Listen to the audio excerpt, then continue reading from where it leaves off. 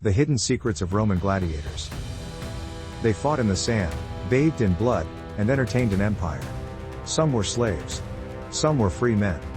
But every single one of them carried the same fate. Fight and survive, or die a forgotten name. At least 400,000 gladiators are said to have perished in the arenas of ancient Rome. These warriors weren't just brutal killers, they were living legends. But what if I told you that most of what we think we know about gladiators is a lie? Were they really forced to fight to the death in every match? Did the emperor truly decide their fate with a simple thumbs down? And could some of them actually win their freedom? The truth about Roman gladiators is darker, stranger, and more fascinating than Hollywood would have you believe. Stay with me, because we're about to uncover the hidden secrets of the gladiators. The Colosseum.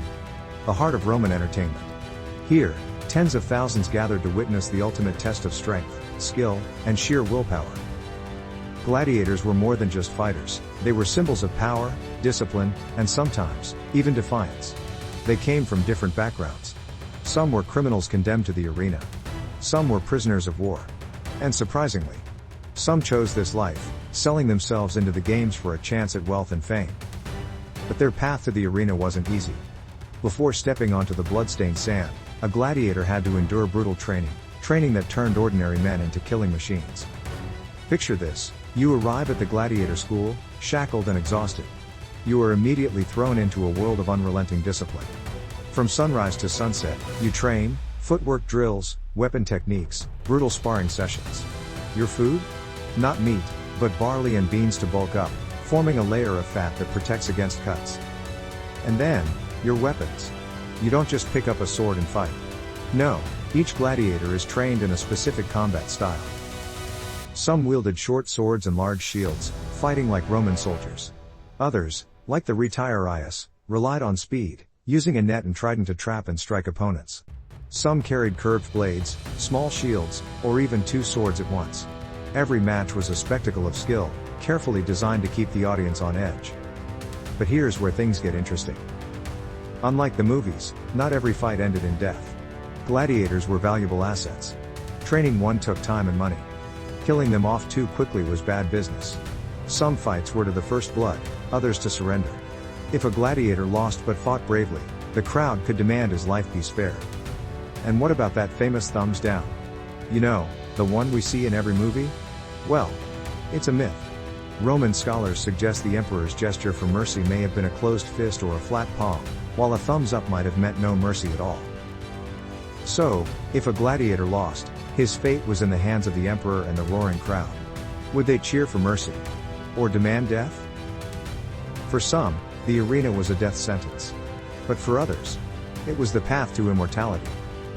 In the year 80 AD, a legendary battle took place in the newly built Colosseum. Two warriors, Priscus and Verus, stood face to face. The sun blazed above them. The crowd roared in anticipation. For minutes, they clashed, blades slicing through the air, shields splintering under impact. They fought with everything they had. But neither could gain the upper hand. The battle stretched on, the warriors pushing past exhaustion, past pain, until at last, they both dropped their weapons. They could fight no more. The Colosseum fell silent. Then, in an unprecedented moment, Emperor Titus did something no one expected. He stood, looked upon these two warriors, and declared both of them victors. In reward for their skill, he granted them freedom. Two men entered the arena as gladiators. Both left as free men. But not every gladiator was so lucky. Many met their end in the sand, their names lost to time. Some, like Spartacus, rose beyond the arena, leading a slave rebellion that shook the empire. Others became champions, winning fight after fight, earning riches beyond imagination. But what truly made gladiators so feared was not just their skill with a blade. It was their unyielding will. They stared death in the face and refused to bow. Even today, we remember them. Their stories continue to inspire books, movies, and legends. Because a gladiator's legacy is not just in the fights they won, but in the legend they left behind. Now it's your turn to step into history. Tell me in the comments, who is your favorite gladiator?